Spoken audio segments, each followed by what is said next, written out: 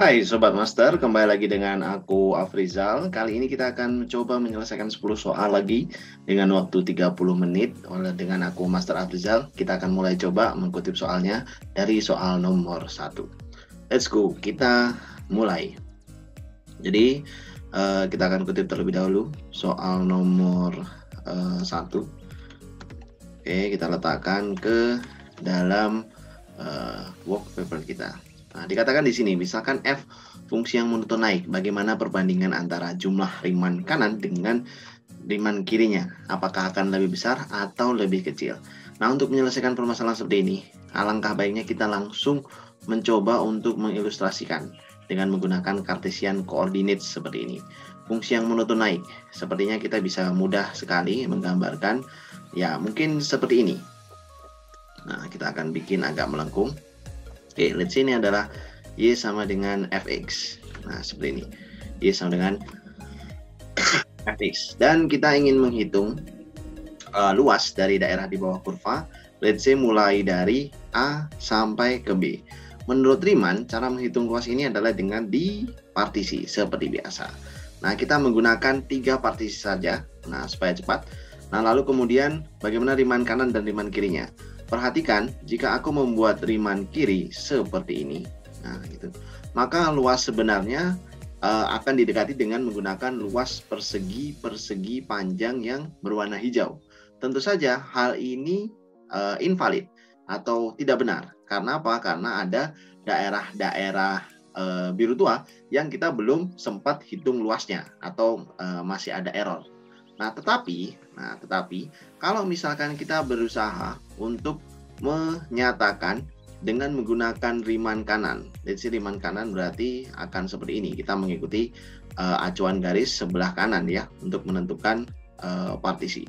Nah, maka tentu saja luas yang kita hitung meliputi luas-luas daerah hijau yang seperti ini, tetapi perhitungan atau aproksimasi kita kelebihan. Nah, kelebihannya disebabkan karena adanya ruas-ruas yang berlebih. Nah, pada saat dihitung. Nah, jadi perbedaan signifikan antara Riemann kiri dan Riemann kanan untuk suatu fungsi yang monoton naik adalah tentang lebih dan kurangnya. Dan di sini berdasarkan hasil analisis kita bisa simpulkan bahwa ternyata Riemann kanan akan memberikan hasil aproksimasi yang lebih besar daripada Riemann kiri. Nah, gitu ya. As long as the function itu monoton naik. Nah, gitu ya. Jadi selama fungsinya monoton naik.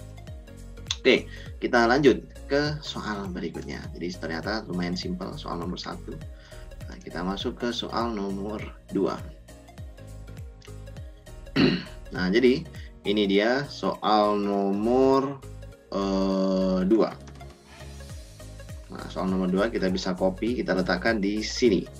Nah, misalkan kita punya beberapa petunjuk nih. Wah, ada integral, dan seterusnya. Ada penjumlahan juga. Berapakah nilai integral 0 sampai 3 fx, 0 sampai 3 gx, dx? Nah, ini menarik. Kenapa? Karena integral f ditambah dengan integral g itu berantai mulai dari 0,1 dan 1,3. Lalu integral f dengan min 2g itu juga berantai mulai dari min 5 sampai min 2 gitu ya, min 5 dan min 2. Berarti untuk menemukan ini kita harus secara individual mencari integral f sama integral g. Nah, itu bagaimana caranya integral f sama integral g? Ya, kita bisa pakai salah satu kondisi aja. Nah, kita bisa fokuskan kondisi itu ke yang sebelah kiri misalkan. Nah, kita umpamakan bahwa integral 01 fx doang ya, dx ini misalkan sama dengan a. Terus kemudian integral 01 habis itu di sini gx dx itu sama dengan b gitu ya. Lalu kemudian kita bisa katakan integral 1 sampai 3 fx dx itu sama dengan c. Terus kemudian integral 1 sampai 3 gx dx. Nah, seperti ini sama dengan d karena berbeda. Oh, berarti dari kalimat-kalimat ini, dari dua bentuk ini, kita bisa tuliskan ulang nih. Tuliskan ulang menjadi a ditambah b itu 4. Lalu kemudian yang di sebelah kanan ini kan kita artikan sebagai A, ini kita artikan sebagai 2B ya. Nah, berarti A dikurangi dengan 2B. Nah, ini sama dengan min 5. Kita dapatkan bentuk seperti ini. Lalu uniknya saat kita mengamati integral 1/3, ini kan C nih. Ini juga kita bisa lambangkan D, ini kita lambangkan C, ini juga kita bisa lambangkan D. Maka C ditambah D itu 4 ternyata. Dan hati-hati, dan C dikurangi 2D sama dengan min 2. Tentu saja kita bisa menyelesaikan ini dengan metode eliminasi yang sangat mudah ya. Mungkin kita bisa hanya dengan mengurangi saja mungkin ya. Ini kita kurangin saja. Terus kemudian satu lagi juga ini kita kurangin aja. Nah, ini kita kurangin, ini juga kita kurangin. Jadi hasilnya nanti akan jadi 3B ya, sama dengan 9. B-nya kita ketemu 3. Nah, terus dengan otomatis A-nya kita ketemu 1.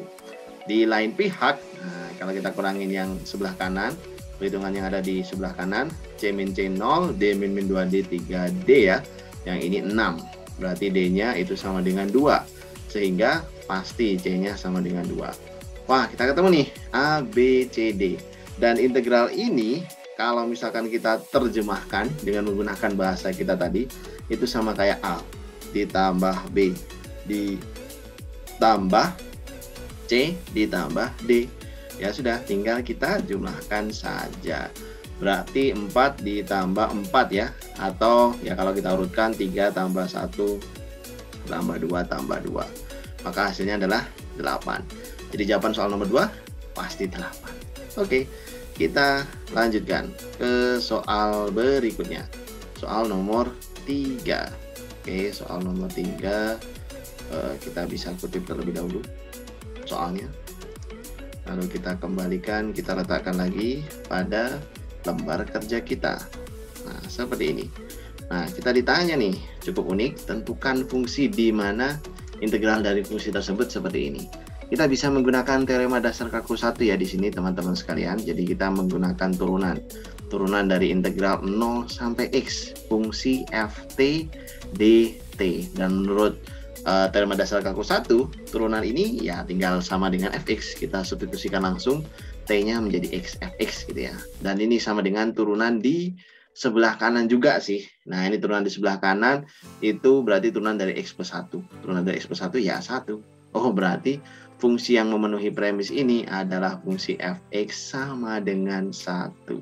Emang ada Kak fungsi fx yang sama dengan 1? Ada. Itu adalah salah satu fungsi konstan. Sudah, itu tadi adalah jawaban soal nomor 3. Kita lanjut ke soal berikutnya. Soal nomor 4. Nah, kita bisa lihat atau kita bisa kutip terlebih dahulu ya.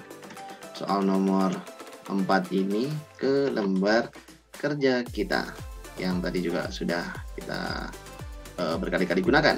Ya, dengan mendefinisikan sekarang kesimetrian fungsi, kita disuruh menentukan nih integral dari minus pi per 3 sampai pi per 3 mutlak P gitu ya, tangan dari P dp. Nah, salah satu dari keunikan pembelajaran matematika di tingkat perkuliahan adalah kita dibiasakan untuk menggunakan variabel lain. Jadi tidak serta-merta sering X atau sering T, kita bisa menggunakan P, Q, M, L, dan banyak lagi. Dan simetri fungsi adalah salah satu materi juga, di mana salah satu simetri fungsi adalah fungsi ganjil. Fungsi ganjil punya karakteristik unik nih, di mana kalau menurut teorinya integral dari min A sampai A dari sebuah fungsi f ganjil itu hasilnya adalah 0. Dan tugas kita kalau kita curiga suatu fungsi adalah fungsi ganjil, kita buktikan memang fungsi ganjil. Nah, pertama-tama fungsi ganjil itu apa sih Kak? Fungsi ganjil adalah fungsi f. Fungsi f di mana? Fungsi f di mana f dari minus x itu sama dengan minus dari fx. Dan tentu saja mutlak ini merupakan fungsi genap. Nah, bukan fungsi ganjil. Karena apa? Karena f dari min x keluarnya tetap. Jadi fungsi dari min 5 keluarnya ya 5. Apalagi mutlak min 5 gitu ya. Misalkan mutlak min 5 keluarnya 5. Nah, tapi di lain pihak fungsi tan ini yang cukup unik. Fungsi tan ini merupakan fungsi ganjil. Jadi genap dikalikan dengan ganjil, hasilnya adalah ganjil. Dan ini adalah sebuah keberuntungan juga. Ternyata dengan menggunakan kesimetrian fungsi, hasil dari integral ini itu sama dengan 0. Dan kita percaya diri untuk mengatakan hasilnya. Sudah, itu tadi jawabannya. Gampang sekali. Kita lanjutkan ke soal nomor 5. Soal nomor 5 kita coba kutip terlebih dahulu. Jadi kita kutip seperti ini. Terus kita kembali ke lembar kerja kita. Kita diminta nih menentukan volume benda pejal yang dibatasi oleh fungsi ini dengan Y sama dengan 0 yang diputar mengelilingi sumbu X. Setiap permintaan yang diharuskan untuk menggambar ya maka alangkah baiknya kita juga menggambar ya. Nah, Y sama dengan 1 min X kuadrat itu mungkin bisa digambarkan kalau di Cartesian coordinate seperti ini. Nah, gini. Terus kemudian ini seperti ini. Ya, kita gambar. Nah, jadi ini adalah fungsi yang hadap ke bawah. Karena apa? Karena koefisien di depan X kuadrat itu minus ya, minus 1. Nah, gini. Jadi daerah yang dimaksud, daerah yang mana Kak? Daerah yang dimaksud ini nih. Nah, gitu.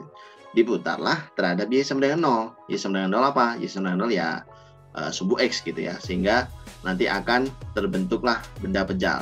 Dan benda pejalnya mungkin kalau bayangannya kita ingin coba gambarkan, nah maka bayangannya akan bentuknya seperti ini. Dan tentu saja di tingkat sekolah menengah atas teman-teman sudah familiar dengan bagaimana teknik menentukan benda pejal yang seperti ini. Dengan menggunakan apa? Dengan menggunakan metode cincin. Nah, dengan menggunakan metode cincin. Jadi kita akan menentukan delta VI terlebih dahulu. Delta VI sama dengan Pi dikalikan jari-jari kuadrat. Jari-jarinya itu adalah jarak antara sumbu X dengan titik tertinggi. Nah, yaitu jaraknya 1 min X kuadrat gitu ya. Kuadrat ini jari-jarinya tentunya. Terus kemudian jangan lupa kita kasih delta XI. Sehingga nanti volume totalnya itu sama dengan integral langsung. Integral dari mana ke mana Kak? Ya kita bikin aja 2 kali integral 0 sampai 1.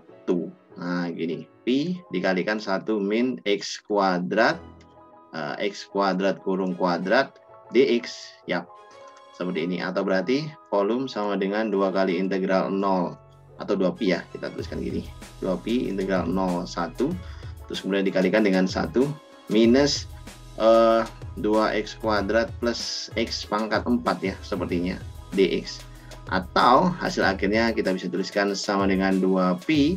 Nah, di sini X minus 2/3X3 seperti ini plus 1/5 X pangkat 5. Atau yang kalau kita substitusikan 1 maka volume hasilnya adalah 2pi 1 min 2/3 plus 1/5 satuan. Nah, ini adalah jawaban akhirnya untuk soal nomor 5. Kita lanjutkan ke soal nomor 6 sekarang. Yang mungkin lebih mudah nih. Oke, kita kutip dulu. Seperti biasa, kita letakkan ke lembar kerja kita. Nah, ini dia soal nomor 6. Soal nomor 6 meminta kita untuk menentukan daerah asal nih dari fungsi seperti ini. Nah, kenapa kok kita diminta? Ternyata salah satu karakteristik unik nih dari fungsi ln X agar terdefinisi, misalkan kita punya fungsi seperti ini, adalah kita harus memastikan bahwa X-nya harus lebih besar dari 0. Karena kalau inputan dari ln kurang dari 0 tidak terdefinisi ya. Jadi ln adalah logaritma naturalis. Nah, oleh sebab itu, maka sekarang kita lihat apakah X yang bisa membuat mutlak X plus 1 ini menjadi negatif.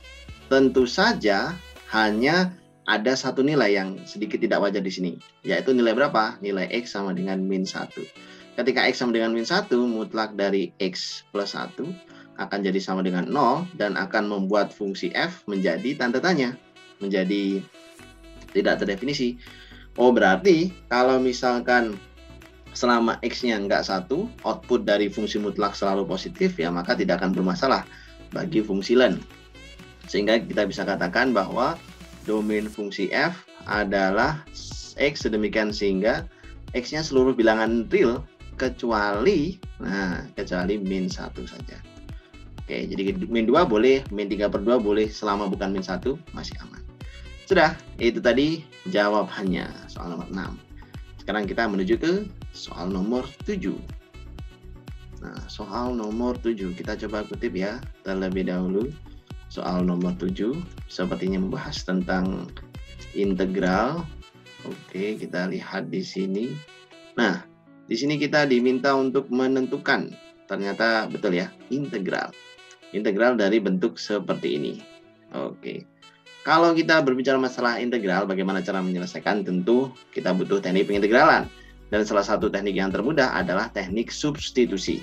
Di mana teknik substitusi mensyaratkan kita harus mempunyai sebuah fungsi induk yang turunannya ada di kalimat itu juga. Nah, di sini aku ingin membuat permisalan nih. Misal, sekarang E pangkat X ditambah X pangkat E, ini merupakan U. Nah, kita anggap sebagai suatu fungsi induk. Nah, lalu berarti turunannya DU itu sama dengan turunan kalimat ini. Eksponensial turunannya dirinya sendiri ya. Di SMA juga sudah pernah. Kalau X pangkat E, Kak, turunannya E itu bukan suatu fungsi yang unik. Nah, E adalah sebuah bilangan real, sebuah bilangan natural.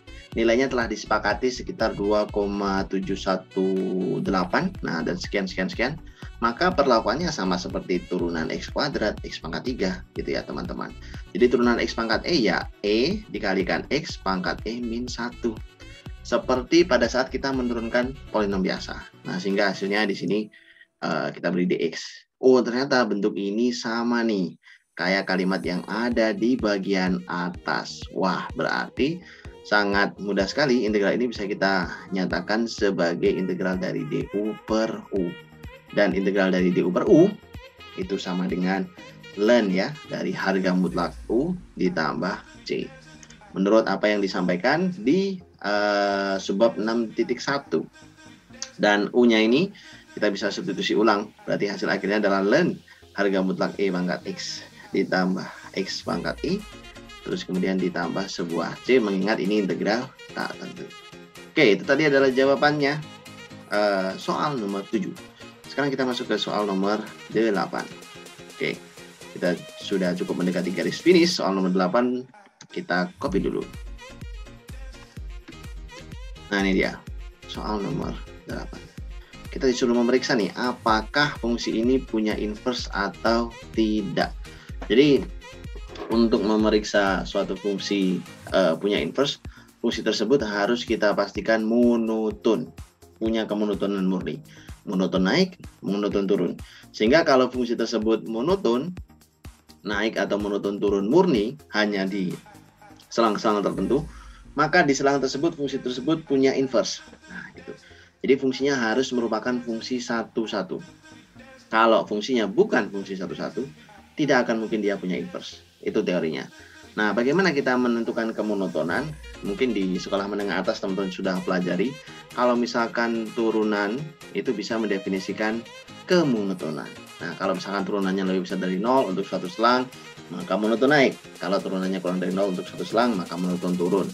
Bisa dikoreksi kalau salah, maka f aksen x ini jadi sama dengan 3x kuadrat plus 1. Dan bentuk 3x kuadrat plus 1 ini adalah suatu bentuk yang kita biasa kenali sebagai bentuk definit positif nih. Nah, definit positif. Jadi nilainya untuk berapapun x-nya selalu positif.